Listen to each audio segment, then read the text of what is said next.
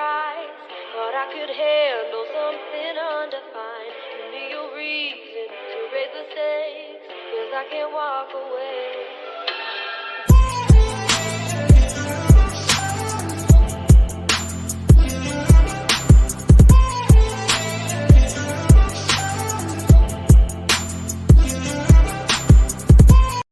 Hey everybody, my name is Yahya McClain. I'm a former two-time world champion boxer. I worked hard all my life to get these titles. Now, I'm a real estate agent, and I work twice as hard to get you yours. So, if you're looking to buy, sell, or invest in homes, and you're in the Georgia area, call me, Yahya McClain, with Keller Williams. A real estate agent you can trust. Yahya McClain with Keller Williams. I can be reached at 404-423-7153. One of the biggest challenges men face in family court is defending themselves against false allegations. For nearly 10 years, the Isaac Law Firm has fought alongside men who stand to lose everything based upon someone's word alone. The Isaac Law Firm cares more about truth than political correctness. Call the Isaac Law Firm.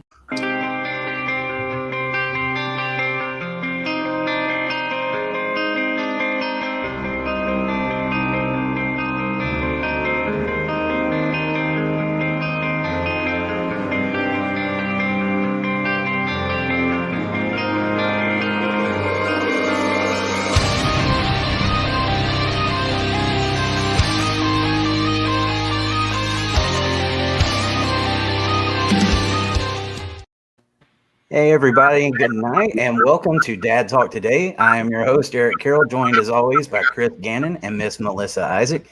Tonight we got a very special guest, Mr. David Thibodeau. David, how you doing, my man? I'm great, guys. How are you all doing? Doing great. Great. Yeah, this is going to be fun. Dad Talk.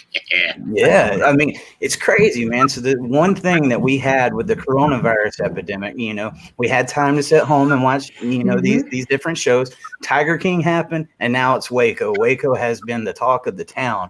And I think that documentary, that drama series has caught so many eyes. And I'm looking forward to talking to you tonight because I want to find out. I think there's a lot of people wanting to know what really happened there at Waco. But before we do that, David, tell everybody a little bit about yourself. I know you as a musician, which is something I could do a whole show on with you.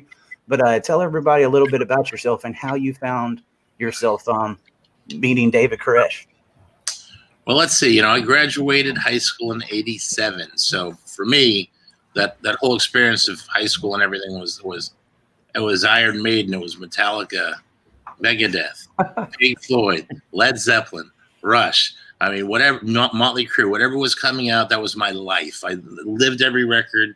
I spent countless hours going home after school, put on my headphones, pretending there was 10,000 people in front of me and learning every song on every record, note for note, lick for lick. It was a great way to go through high school, was to have the love of drumming that I had. I wish every kid out there could find something that they're passionate about, because it made it easy. It made, high school's tough, no matter how you cut it, man. It's heavy. And especially, I feel sorry for the senior class of 2020. Oh, man.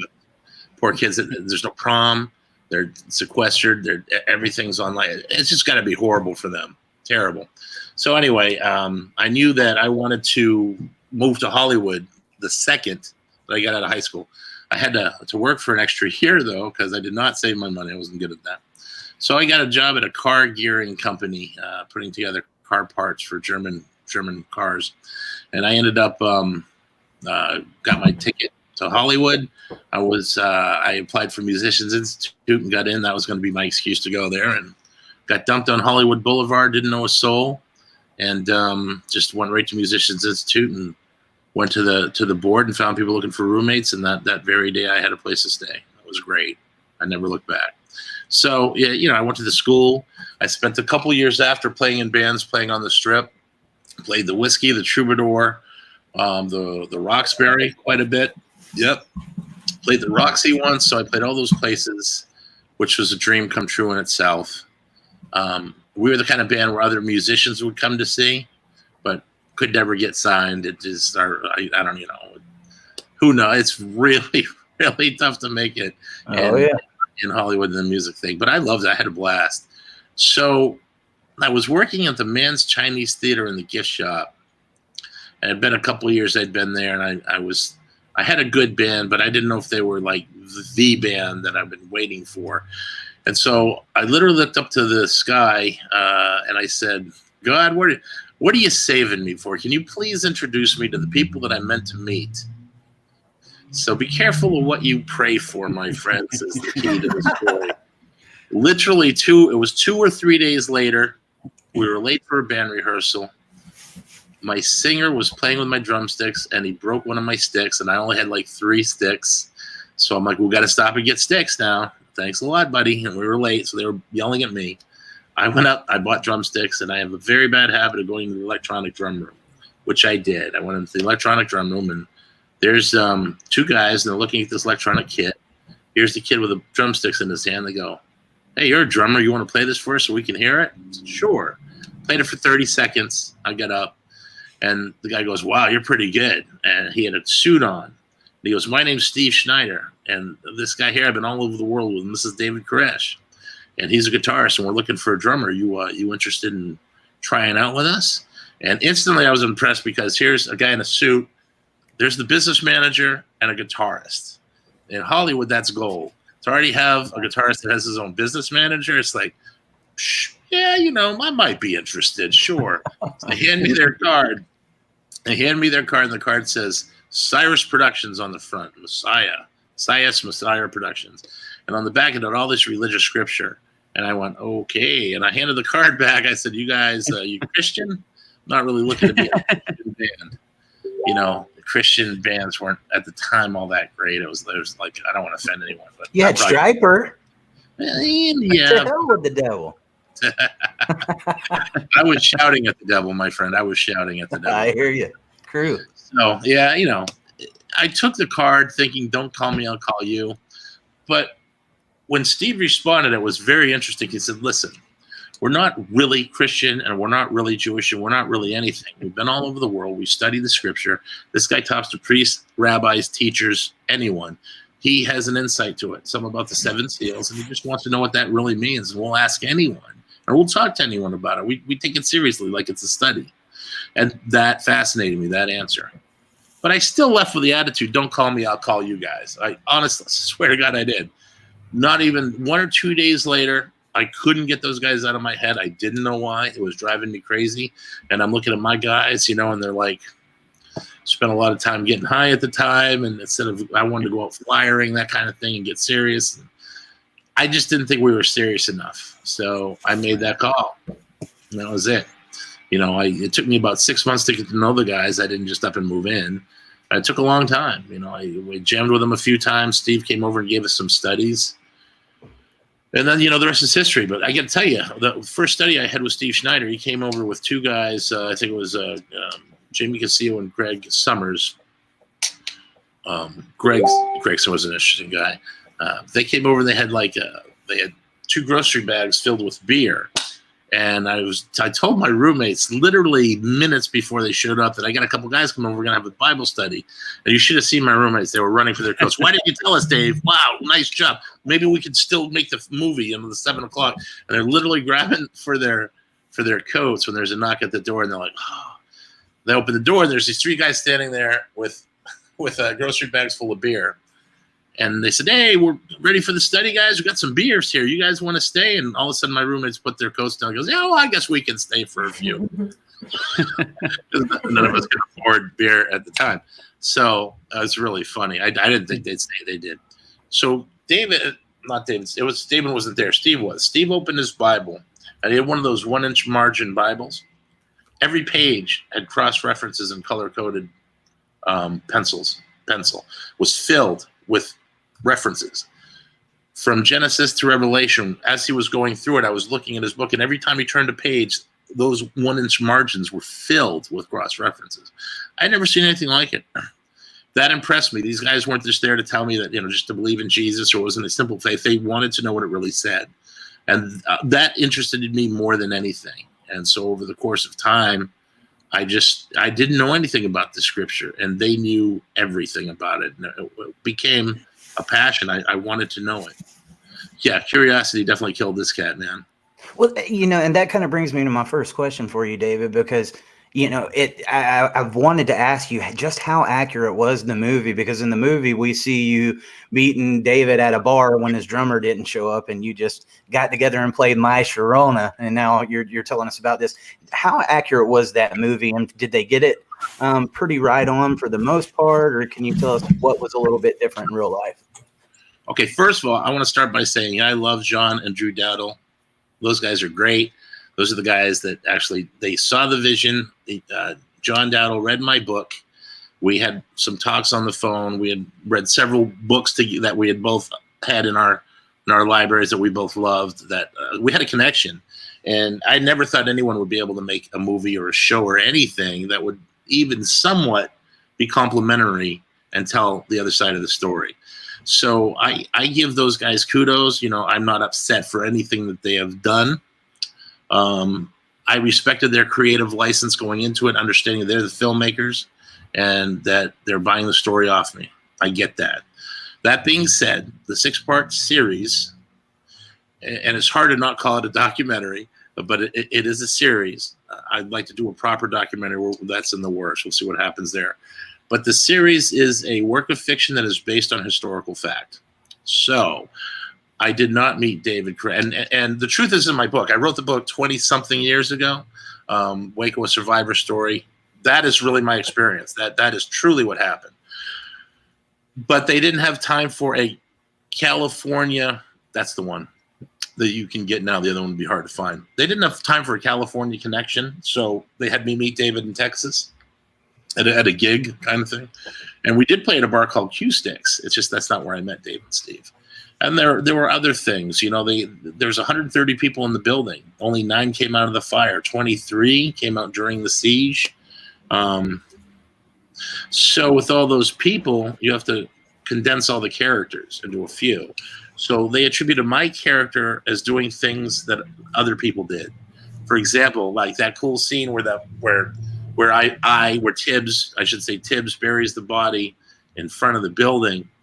In the reality, that was Greg Summers that buried Peter Gent in front of the building. Peter Gent was killed on the first day in the water tower from the helicopters.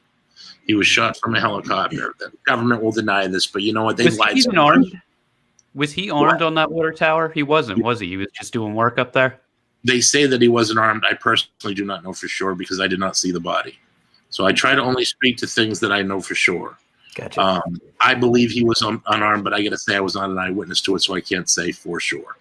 What I can say is the ATF lied a buttload, consistently, over and over again. They lied about so much. If they were Pinocchios, dude, they wouldn't be able to fit in their house. I swear to God, it's unbelievable how these people control the media, looked right into the camera, and lied, and just can live with themselves. Right. I don't even understand how they can do it. Where was I? Well, and that's another thing, with David. The burying of the body. Yeah, the burying of the body in Netflix. Yeah. How that might be. So that was Greg Summers that did that, and he buried Peter Gent. Perry Jones was actually buried down in the concrete structure that was buried underground, the tornado shelter that we were building, and he was buried by Clive Doyle. One of the things that Greg did is after he buried Peter Gent, he put a cross up so they'd know where that grave was, and then he lined the dogs up. They shot our 5 Alaskan Malamutes, Fawn, the mother, and her 4 pups. As soon as the ATF came in, the first thing they did was shoot those dogs. And at the trials in San Antonio, it was indicated that some of the first shots may have been from the team that was relegated to shoot the dogs. And I just want to say this. I'm going to say this every chance I get. If you got a job where you got to go and shoot someone's dog, that's a part of your job description. Maybe you should get another job. Maybe flipping burgers wouldn't be such a bad idea for you, because this is America. You don't have a right to go in and shoot people's friggin' pets first thing. You don't think someone's going to react to that? It's just absolutely ridiculous. That's not law enforcement. That's thuggery. That's friggin' thuggery. It's ridiculous. David, you use the word law enforcement. This really seemed like a military operation where it was a showdown between the government versus the people. So that really is a different concept than just law enforcement. Yeah. Little brother got a bloody nose, and big brother came and took care of the problem. And that's exactly what happened here with the ATF. They were just very inept in what they did. They had the helicopters that were shooting at the building, several eyewitnesses, including myself. I saw the evidence of the helicopters that shooting into the building.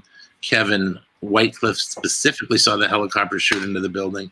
Dick DeGuerin, one of the attorneys for David Koresh's attorney, came in 4 times during the siege, 4 or 5 times toward the building, saw the evidence of the sheetrock hanging down from the ceiling from bullets coming from the outside in. So, they definitely did. People are still, the government still denies that they were even firing from the helicopters because it's against the Posse Comitatus Act, which basically makes it illegal for them to use military equipment.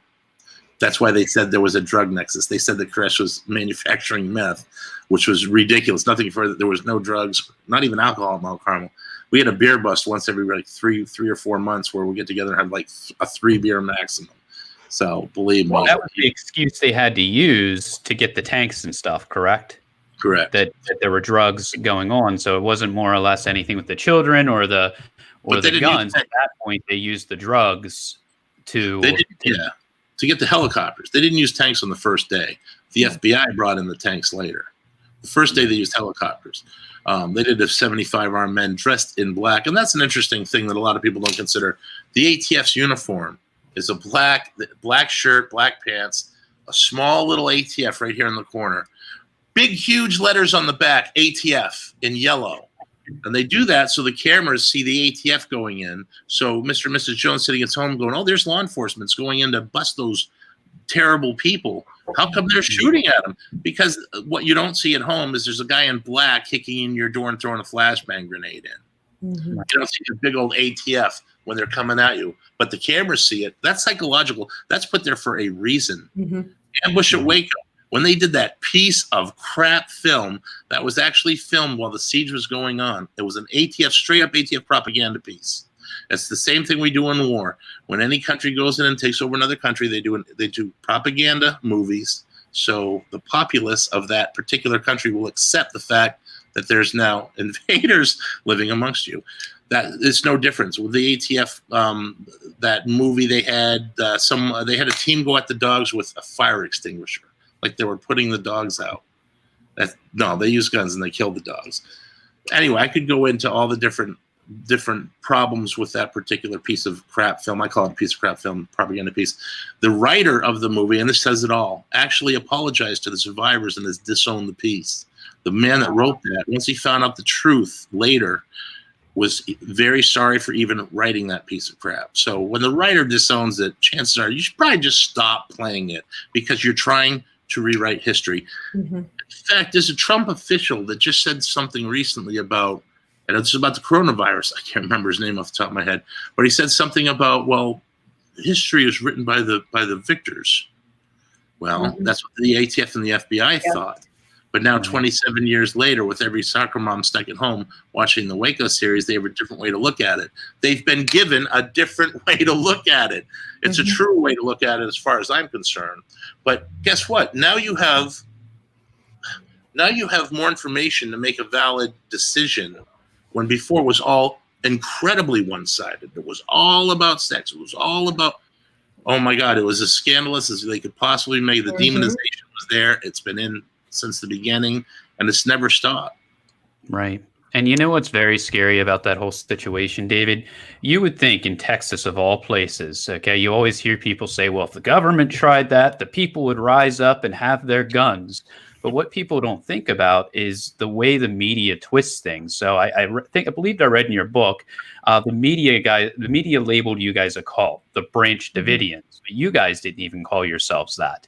And the news reports that were coming out said that you guys had fired on the ATF first, and that's why they fired back. So the twisting of journalism and the news gives the American public a distorted story, so they're not looking at the situation you lived through at the time saying, hey, this is not right what's happening.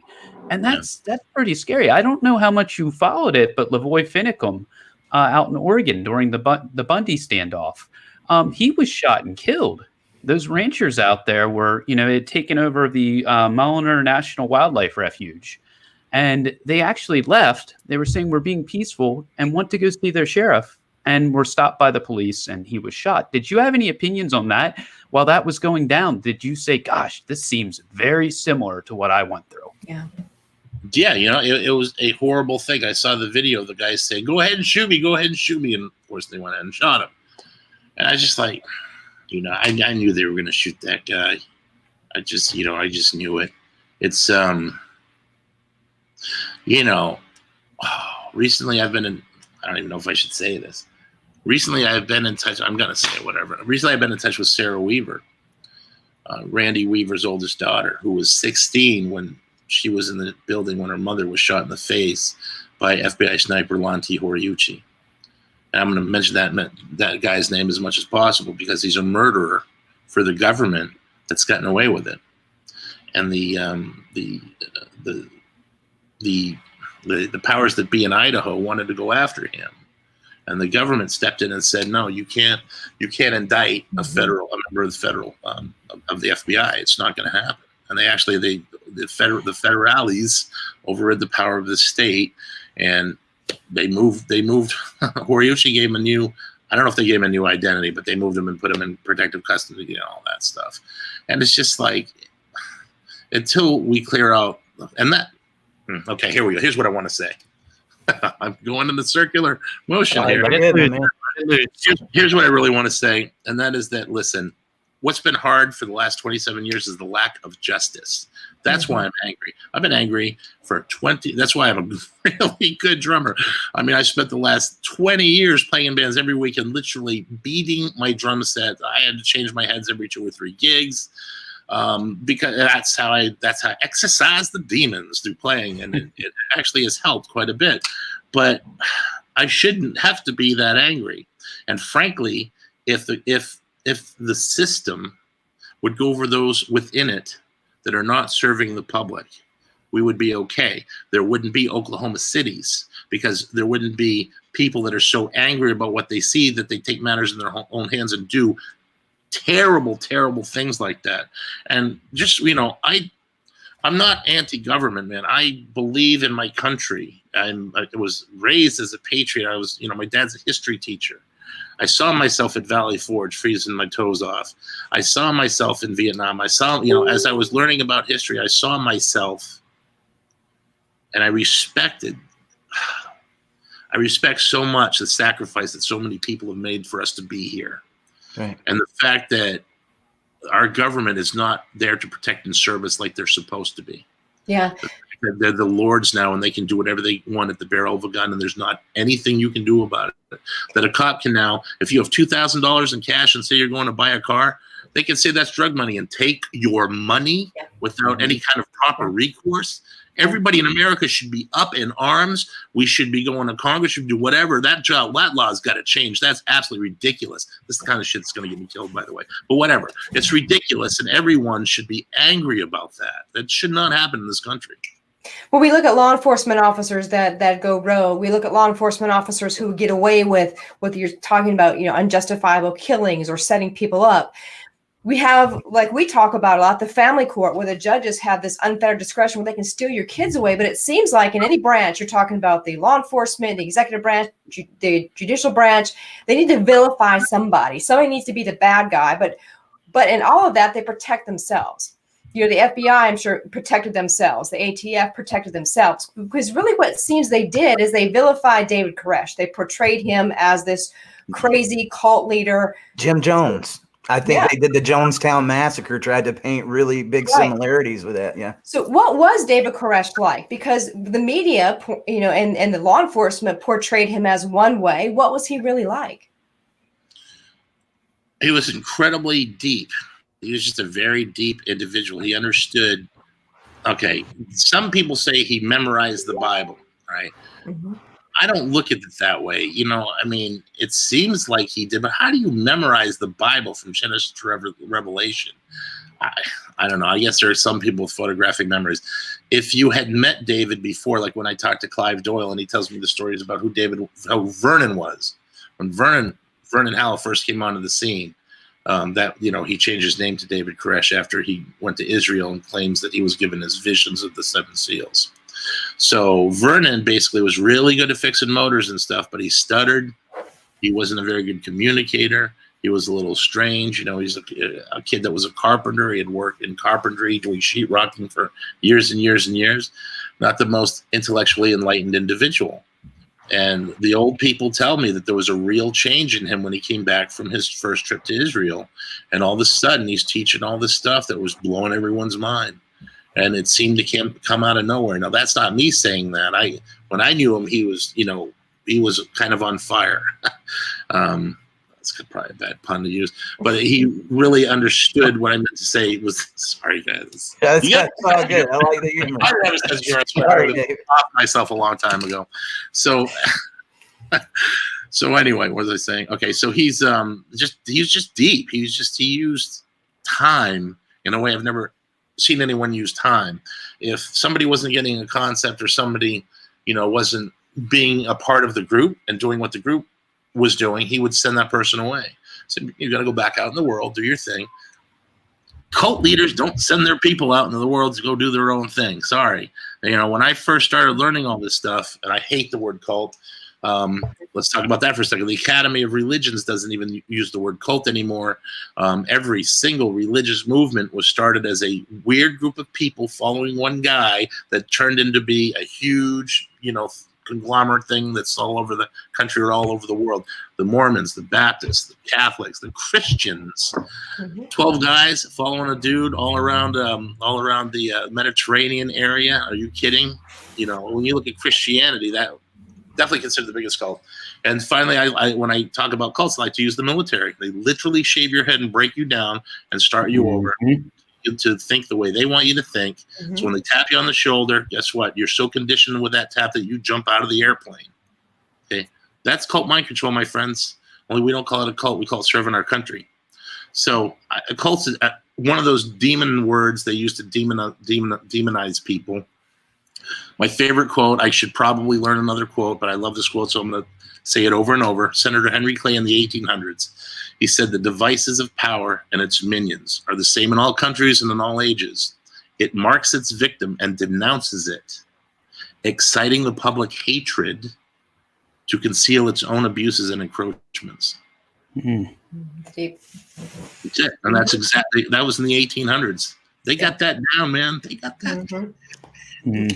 David, there's one part that I'd like to ask you about, and I saw in the movie where David asked you to marry Michelle, trying to get some of the heat off of him. And I think that's been the big thing when people look at this whole story. They're like, how was he sleeping with everybody, his wives? Can you give everybody a little bit of insight on what that was about, how everybody was handling it? Because I think that's really the part that raises everybody's eyebrow about the whole Waco. Oh, no, absolutely. And, scripturally, it's meant to. There's all the prophets talk about a stumbling block with a last message. And, there's a bunch of different ways to look at that. But I'm going to look at it. Here's how I looked at it coming into it. And that was, I was 23 years old, and I was in bands and very single. I wanted to be single. If I had a girlfriend, it usually wasn't for too long. Usually they just left me because all I wanted to do was play drums and play music. So yeah, it's not, and here or there. So my way of thinking was completely different. And then I come here and I see, I go to Waco for the first time. There's a 2 weeks, I'm called the Feast of Tabernacles. It was we kept all the festival days in the Bible that we kept, and the Sabbath and that kind of thing, like the Jews. So there's a lot of Old Testament. It was Old Testament and New Testament combined. So Koresh believed in a lot of the Old Testament. When you live in the Old Testament, you live in a very, very different world. Yes, in the Old Testament, oh my God, dude! Yes, sir. I know all about it. Very much so. Very much so. In the Old Testament, as soon as you can conceive children, you had children, and that was how it is. So I started seeing these women that had kids. I met Michelle.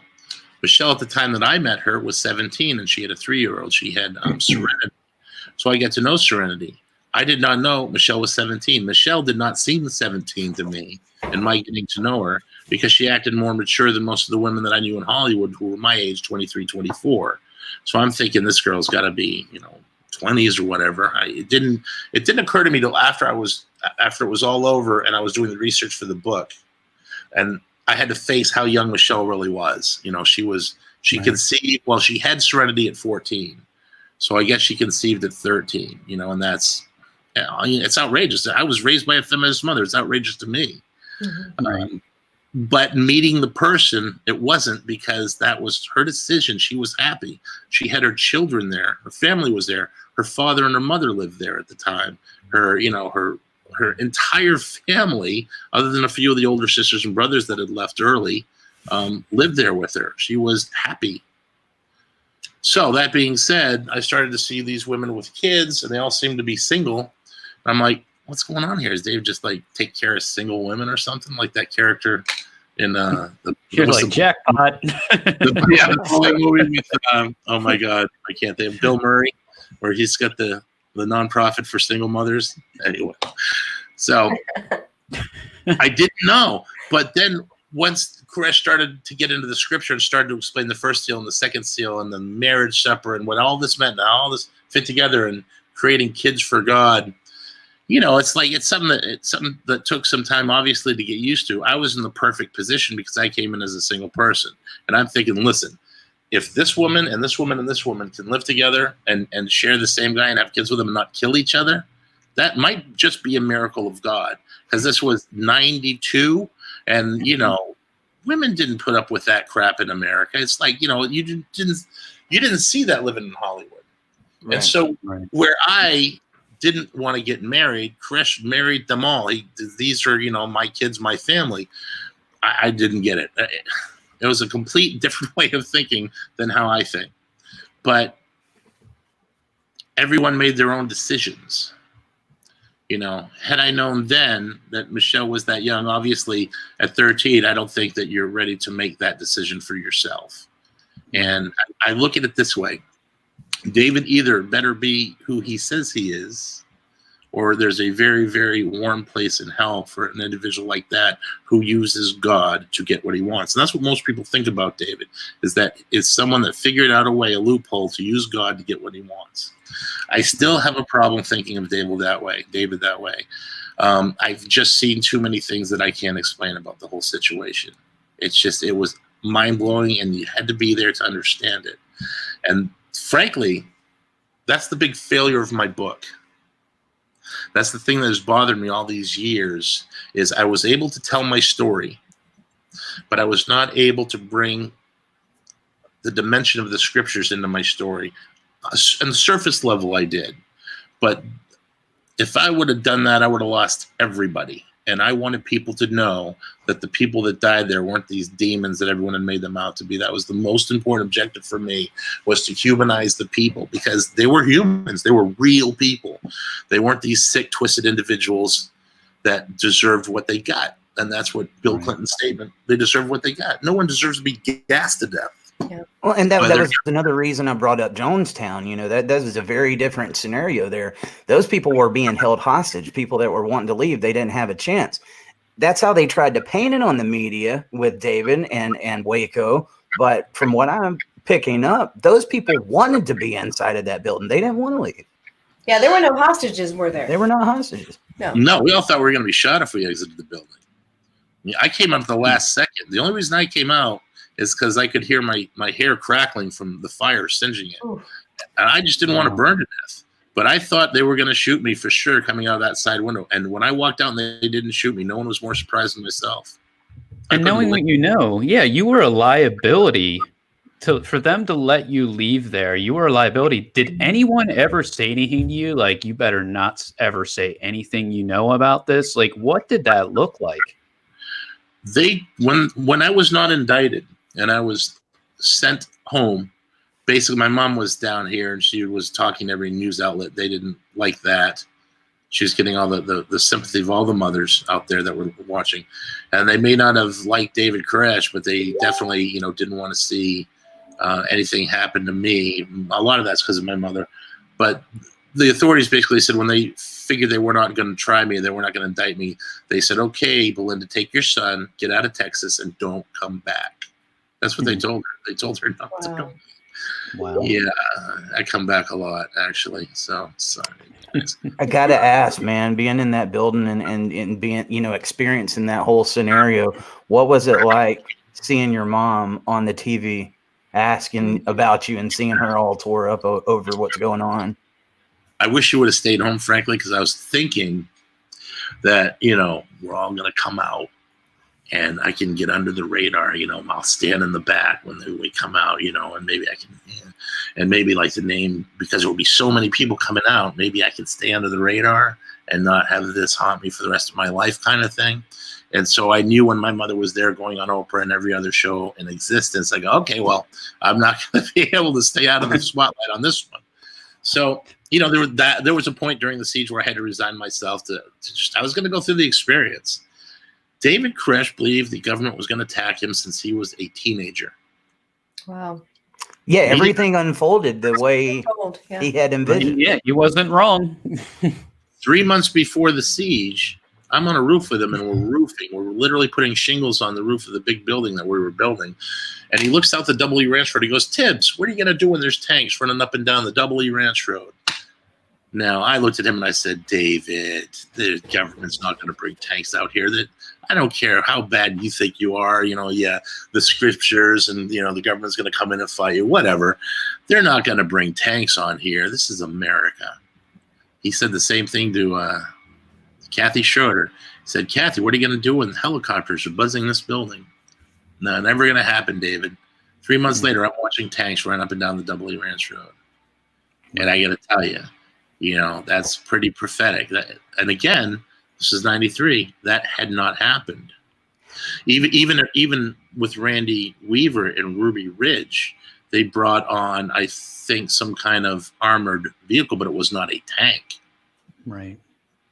And there was actually talk then, and we don't got to get into the old Randy Weaver thing too much, but there was talk of flying a helicopter over that cabin and pouring fuel on it and setting it on fire to get everyone out. I read that. Yeah, that's crazy, man. And one of the things it said in the documentary, I'm curious if this was true. David had said, if they just wanted me, they could have got me. I went jogging every morning. They didn't have to come and do that. Was that true at any point in time? Like they could have got him without doing all this? Great question. Remember, it's a series. I got you. I thought about it the second it came out my mouth. Listen, there is a great documentary on it. I will answer your question. There's a great documentary. There's two of them that I recommend. Waco, The Rules of Engagement, nominated for an Oscar. That's what has the infrared video. It shows that people were actually fully automatic weapons were going on behind the building. People were trying to escape and they're being gunned down. The 9 people that survived all came out of the front of the building and the side where the cameras could still see us. That's why we're here. Wow. Nobody came out of the back. Graham Craddock did. He ended up in another little building, and no one knows how the heck he got there. Just perfect timing because everyone else was, you can see it on infrared. It's there. Shoot them being shot from the tanks, right? On the infrared?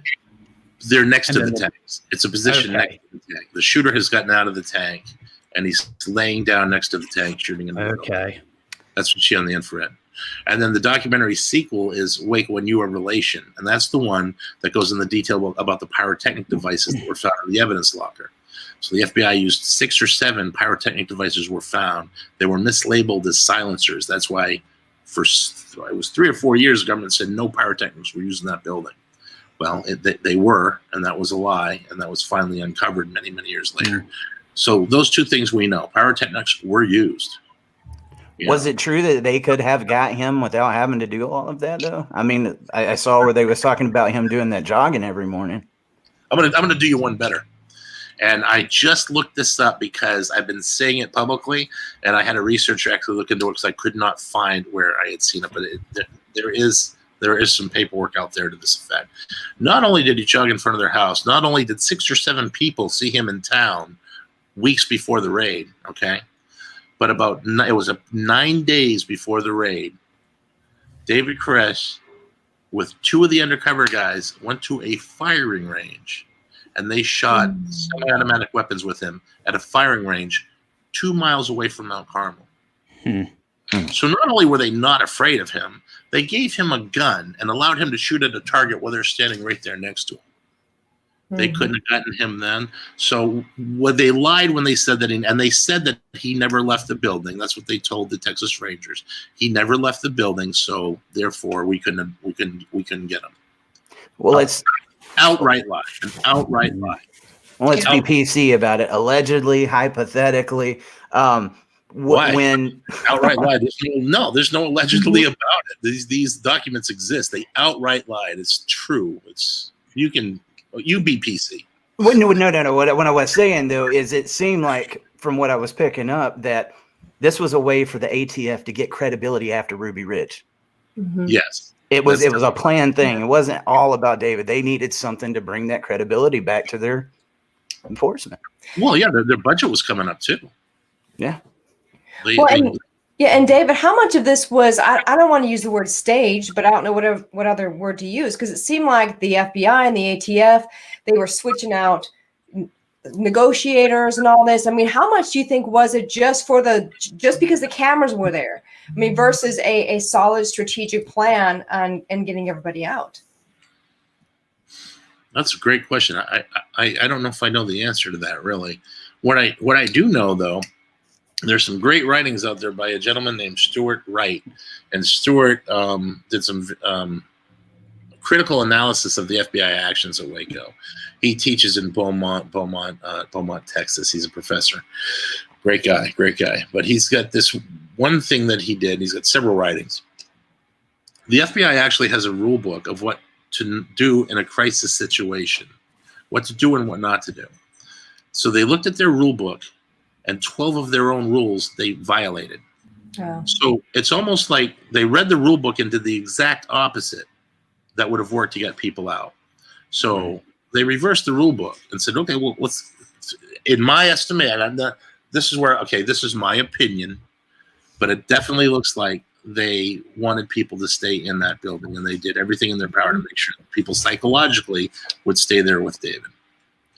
They didn't seem to help the matter at all. Well, and a lot of the evidence was missing. I'd heard you say in an interview about the front door. They've never found the front door where I guess there were bullet holes showing that they had fired first, correct? There were two metal doors. There was double doors.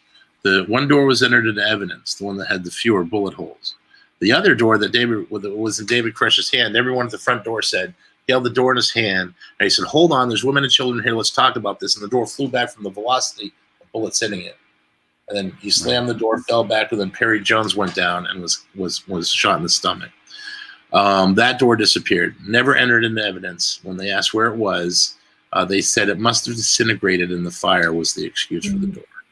And then also, there was also videotape of the early stages of the raid from the ATF house.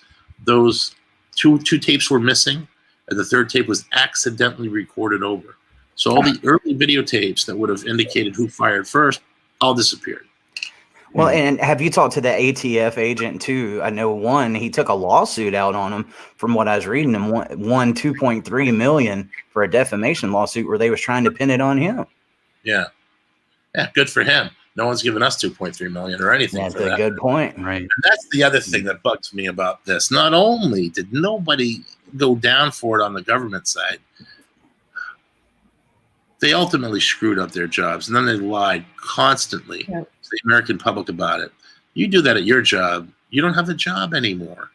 They do it, they get raises, promotions, they get their budgets approved and increased, and they get their pensions, and they get the nice little retirement. And the agent that you're talking about gets $2.3 million, and he gets to drive his Harley on February 28th and come honor the 4 fallen ATF agents to Mount Carmel. And it's wonderful seeing him on his new motorcycle. And when the survivors have been screwed, we don't even get therapy for the kids that came out of that place. I mean, it's unbelievable. It's just absolutely, it's a total travesty of justice is what it is. Yeah, this is over 25 years ago, and this is when the media first started really, I think, engaging some of this real life stuff, the O.J. Simpson trial, and then, you couldn't turn on the television without everything about Waco was going on. After that was over, how long do you think it took before the public started realizing, wait a minute, maybe what the media said about Waco, maybe that wasn't the whole story? How long was it after? Yeah. Oh, boy. Because it seems like the Waco's had this resurgence in the past few years where people are now saying, gosh, that's not at all what I remember. That's not what I recall. And we're starting to hear these facts now. We're getting the real side of the story. That must have been frustrating for you to live all of these years knowing the truth. It couldn't get out there. But when did you start to notice that the truth was starting to get out there? Were people actually starting to take note? Well, it depends on what scale we're talking about. Because here's what happened after. I spoke about a year after I started giving talks, and I just started telling my experience. Nobody wanted to hear what I had to say. Exactly. Yeah, that's my point. Mm-hmm. Yeah, I was such a cultist. Yeah. Only the right and only like gun clubs, they wanted to listen to what I had to say. Militia groups wanted to listen to what I had to say. I couldn't get the ACLU. You name an organization that's there to help people like me. They were nowhere to be found because of the government funding, and no one's going to go after the government to the extent of what happened at Waco. They just wouldn't touch it. And being, Bill Clinton being a Democrat at the time, I really naively thought, NPR would listen to what I had to say, someone they just wanted absolutely nothing to do with it. So it's taken a long time. Then I think it was in '99. I may have the year wrong. I can't remember when Waco, the Rules of Engagement came out. But when that came out, that turned a lot of heads because it was nominated for an Oscar. And people really saw another side. But it was released to theaters. There was no Netflix at the time. It was like you had to want to know. You had to seek it out. Siskel and Ebert even gave it 2 thumbs up. And, they were pretty blown away with it. But still, it's one of those things that it's a 2.5-hour documentary, almost a 3-hour documentary on some religious group that killed themselves. What do we really do? It wasn't until, really this whole thing with the Netflix and the series coming out and the people being humanized where soccer moms are like, what happened? What? Mm-hmm. What? Right. Here's where I worry about. The government has lied consistently to you, the American public. Yeah. And they're going to have some fuel with the series because the series isn't 100% historically accurate. It just isn't. I'd love it to be, but it isn't. The book that it's based on is, to the best of my ability. I've always told the truth through this. But as I said, the facts in the series are there. So it's a righteous anger that you have after seeing the series. And I'm going to feel bad if people are let down because I didn't bury the body, but there was a body buried. I mean, all the events took place, just some of the chronologies were changed. And I don't want people to feel like they were screwed or the wool was pulled over their eyes. Like I said, that's the creative vision that the director took. And God bless those guys for taking the chance on this. No one wanted to do this movie or this show and humanizing the people. I still think it's a great work. It's great storytelling. It's worth watching, and it is based on historical fact. Those things did occur. David, what would you want to see come from the momentum that this is getting? Like, is there any, like, maybe a something for the survivors, something legally?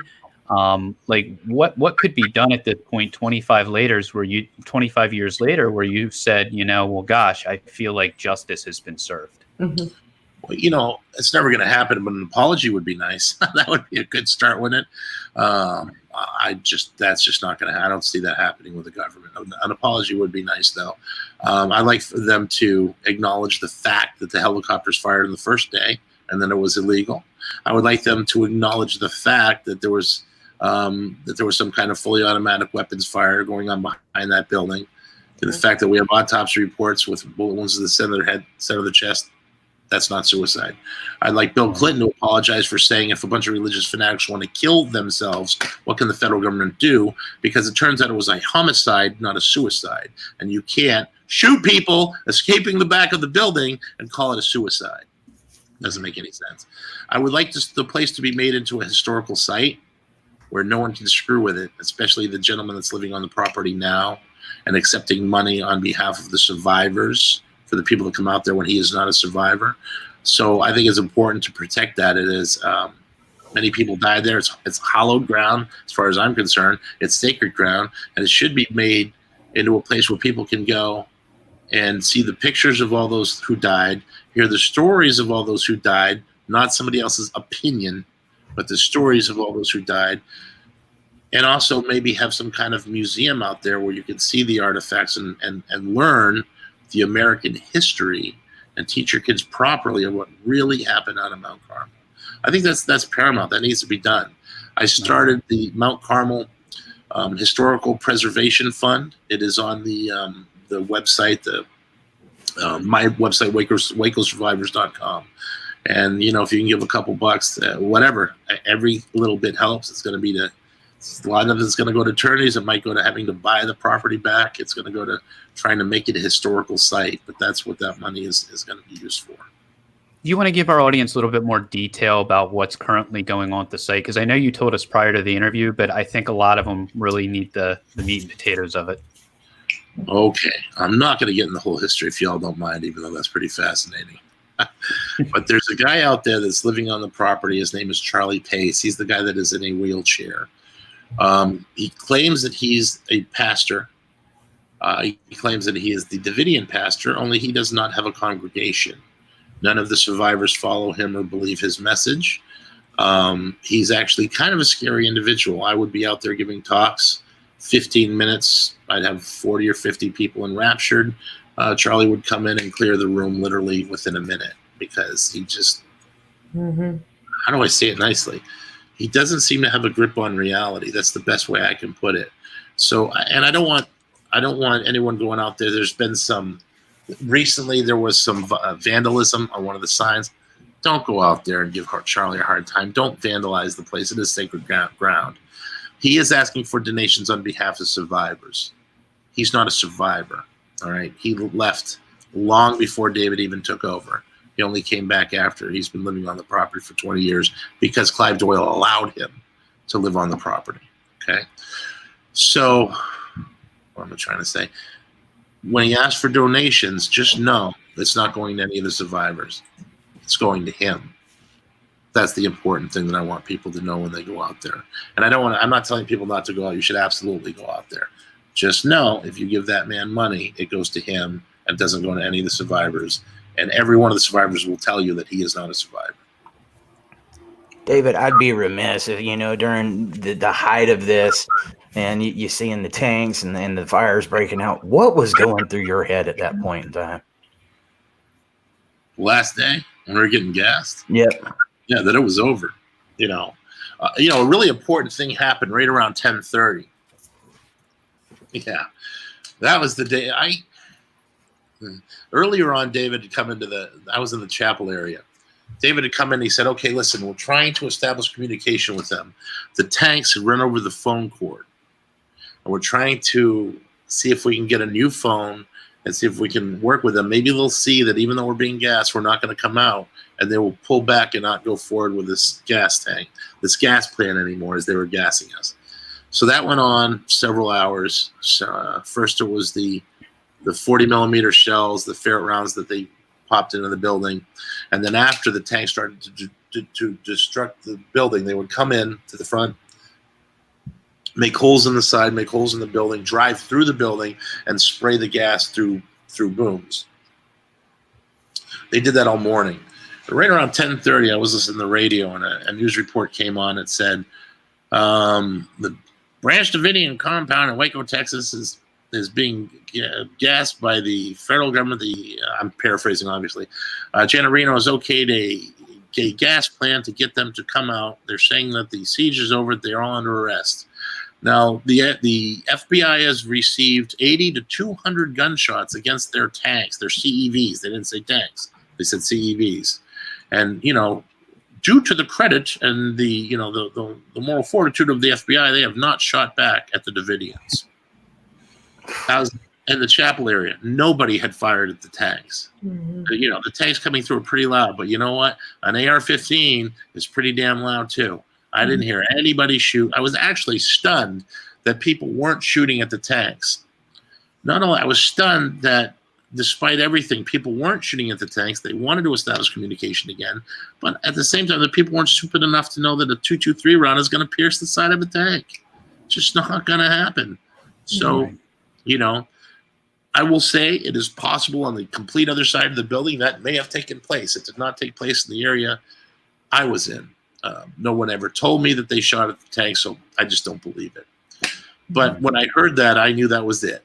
I said, okay, there is no hope. I had hope before, even though we're being gassed.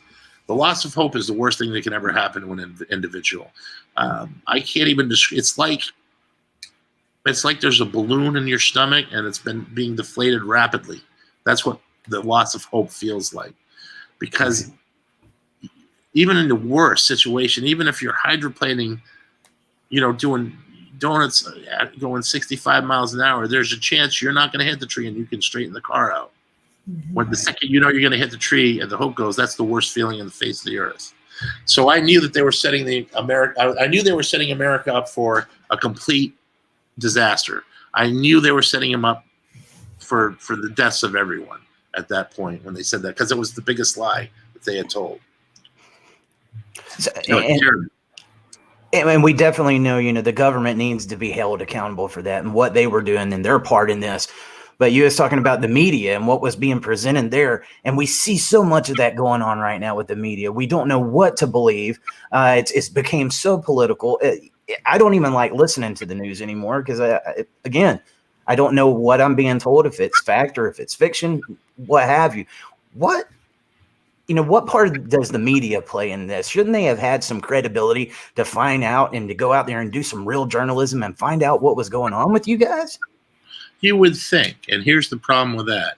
There were actually quite a few journalists I talked to, especially early on, and I would always go into a room and it would be like this, ask me a question.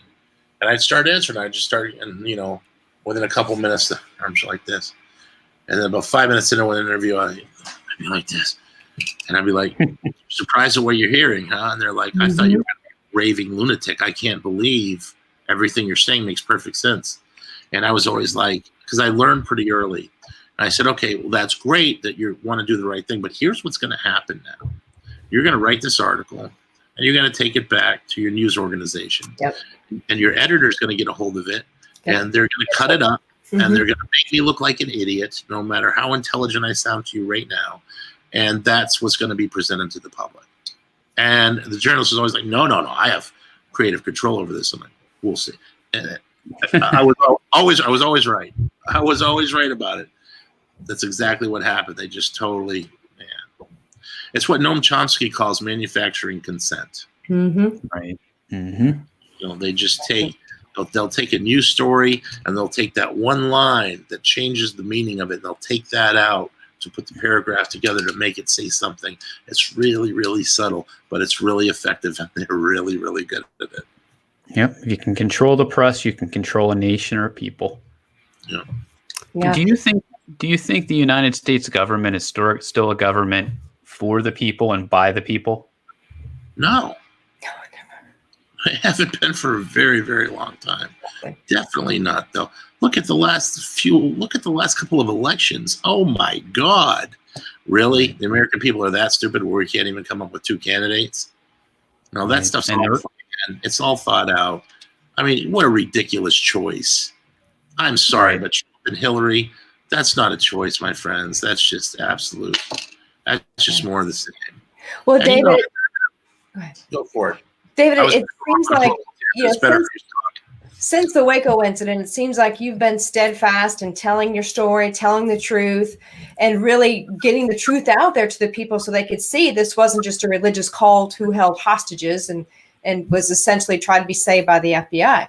What about the other survivors? Are they as vocal as you are? Do you still keep in communication with the other survivors? Yes, some are and some aren't. That's their decision. That's their choice. Do you think that their choice at all is a result of the way that the media has portrayed the survivors? Absolutely. Most people have been shamed into silence for a very, very long time.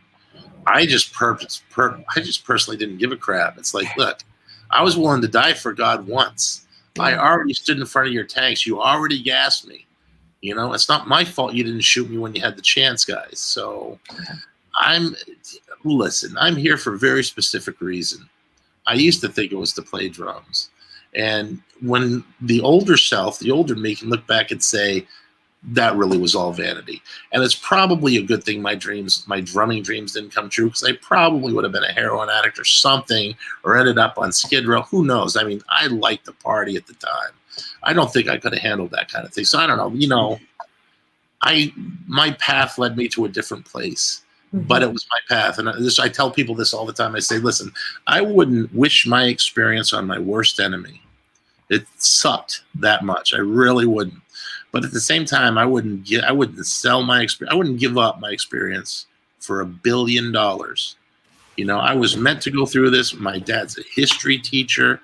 When that government official that I saw today said, you know, well, the victors rewrite history, that's actually not true anymore, because they try to, and they may get away with their deeds by rewriting history, but it always comes out in the wash. You know, for the ancient Romans, it was Josephus happened to talk about what really happened at Masada. That's why, you know, we know that those zealous Jews that hung out at Masada in 70 AD, and, you know, the Romans had to build a ramp up. It took them 3 years to kill this sect of Jews who was holding out against Romans, saying, you're not going to come in and take over our religion. This is what we believe, and we'll fight you to the end. And they fought him to the end. You know, it's amazing, an amazing story. The point is they can't get away with it. They can get away with it, but people know now. Yeah. And people are going to look at the ATF differently. They're going to look at the FBI differently. Yeah. And they have been for quite a few years. Mm-hmm. This is a different level for them. And you know what? Couldn't happen to a nicer bunch. I'm sorry. You know, FBI, you guys are great at getting bank robbers and, you know, serial killers. FBI's done some great work at protecting the public.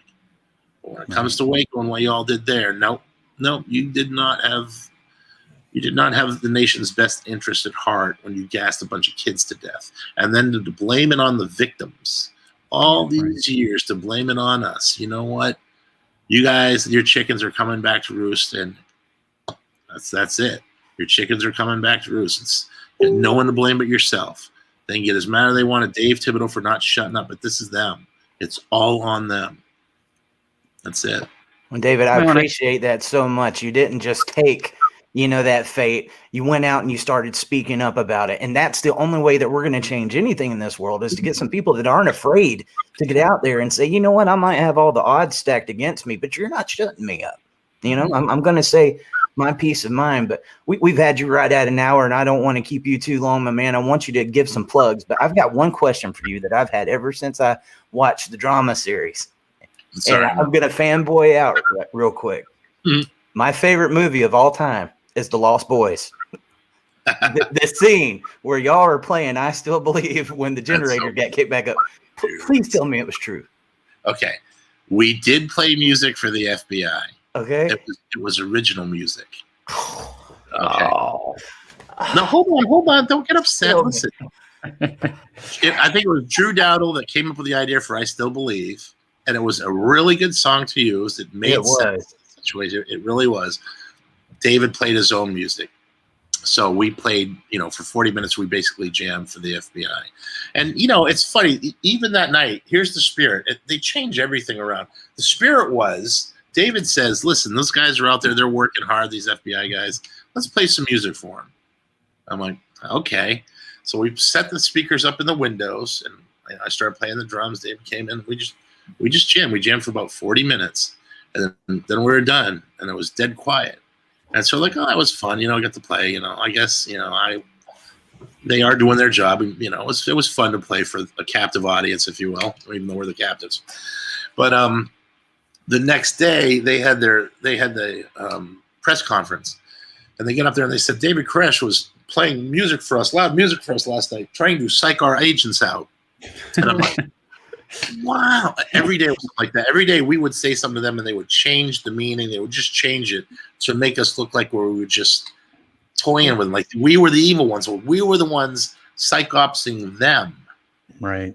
They're the ones that set up the speaker systems and play loud music for 24/7, which, again, okay.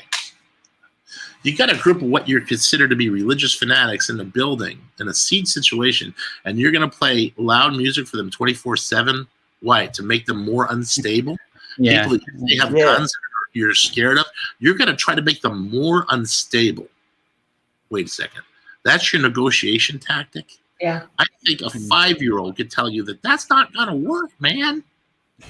Seriously. That's your tactic. It's ridiculous looking back on it. How quick did things start going south once Gary left the picture? Very quickly. Absolutely, very quickly. I think you said people were coming up under Gary when they took him off, it stopped. In regards to that music they were playing, it was more torturous to the children than it was the adults, wasn't it? Yeah, everyone had we put cotton in our ears, we had earplugs, that kind of thing. So even the kids had that. So when you get tired enough, definitely you're going to sleep through anything. But yeah, it was torturous for the kids, absolutely. Right. Well, the good news, the kids are pretty resilient, and they just like seeing the tanks go up and down. I mean, they thought that was pretty nifty. Oh, that's another thing.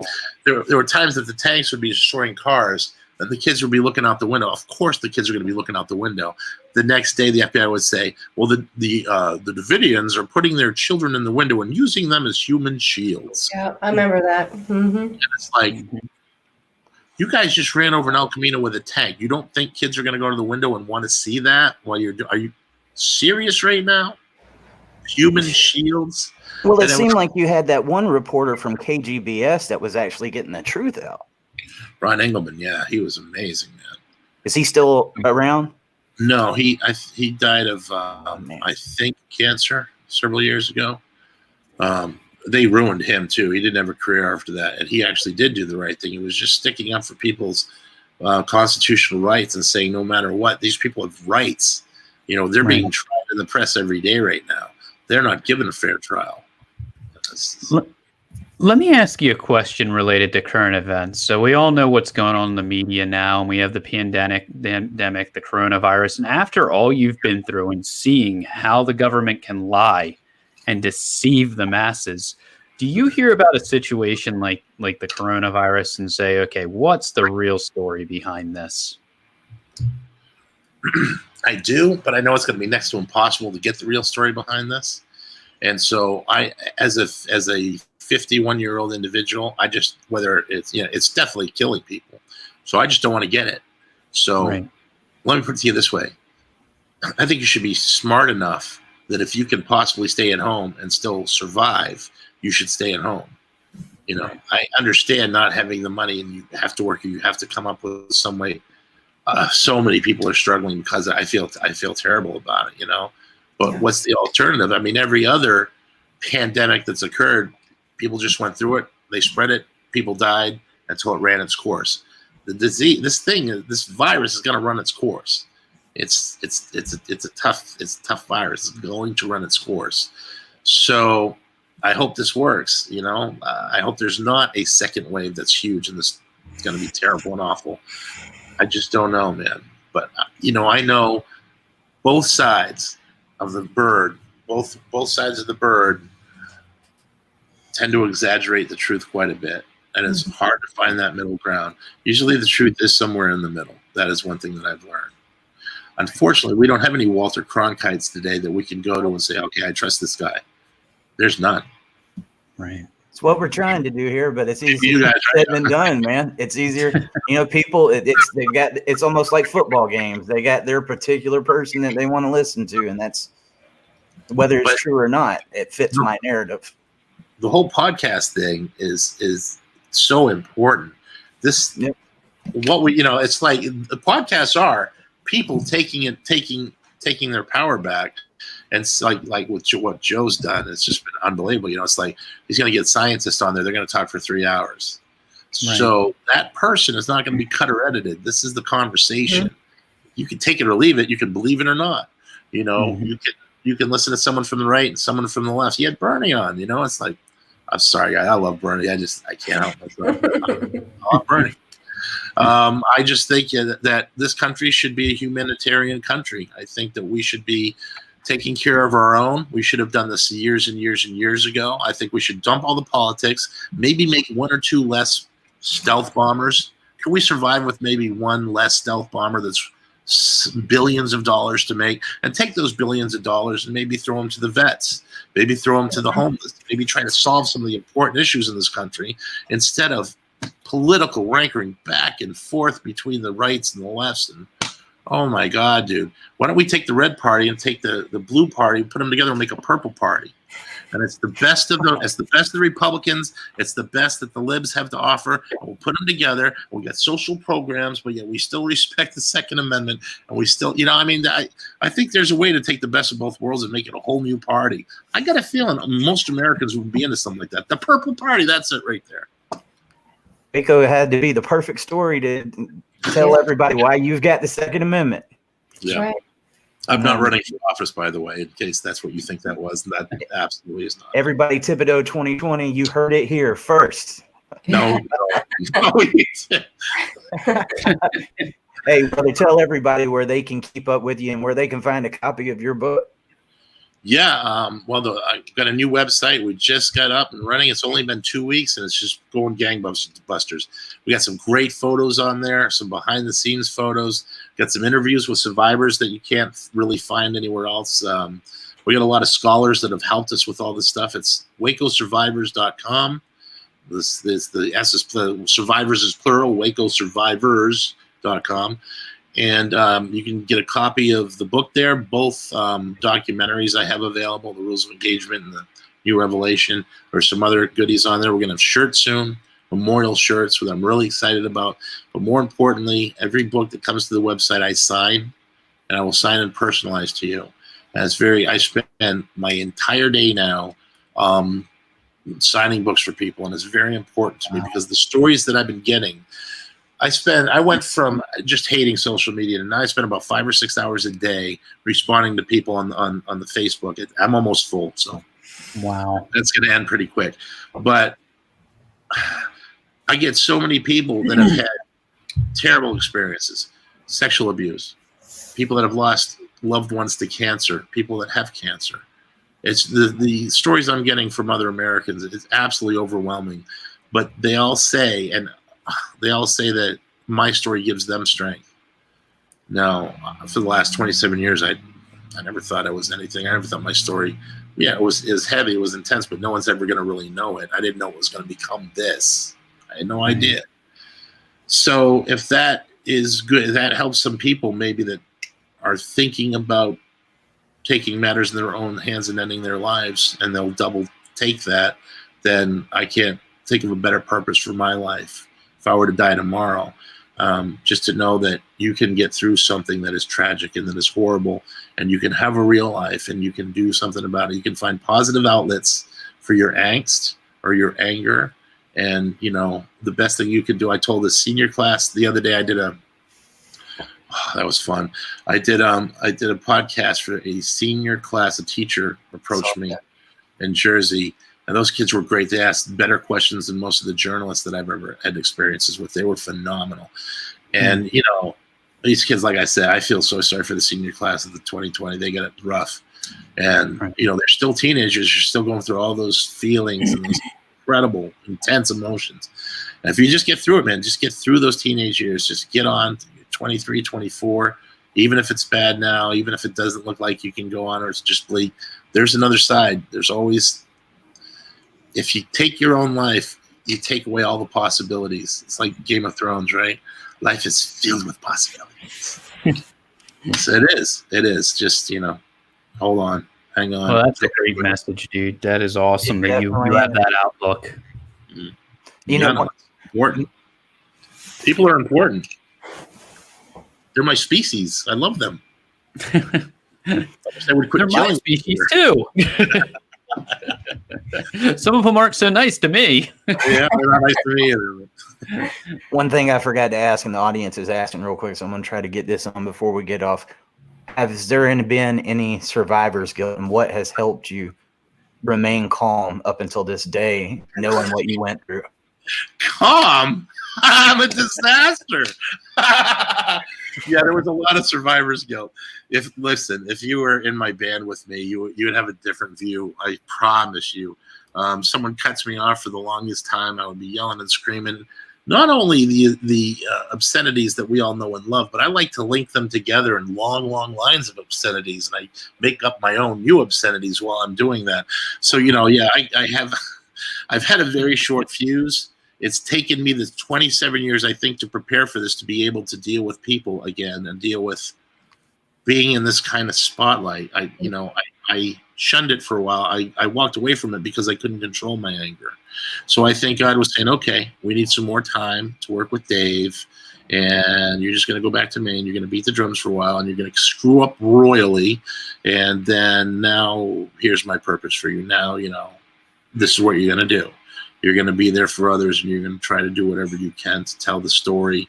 And, like Dave Koresh used to say, when I'm done with you, Dave, you're like a Dixie cup, and I'm just going to crack you in my hand. I'm going to throw you away. That's what we are. We're a Dixie cup to eternity, to move on to something better, and a different energy. Someday we're going to end up in a different energy. Yes, You're in the show. Well, man, we could sure probably done a couple more hours with you, but I'm going to go ahead and let you go. If you ever need anything to plug, you got something coming on, we'd love to have you back. And everybody, please go and check out that book, Waco, A Survivor Story. You can see the drama series right now on Netflix. It's one of the, I think, top films going on in America right now. So it's a good one if you haven't seen it. But Dave, thank you so much, my man. And thank you guys for having me. I really enjoyed this. It was great. Thank you. And guys, if you'll join us next Monday, we'll be talking to Gary Nesner, who was, a part of this with Dave at Waco. He was the FBI agent that was trying to do the negotiation. So we will continue this next week. All right, guys. We will see y'all next time. Bye, guys. Bye.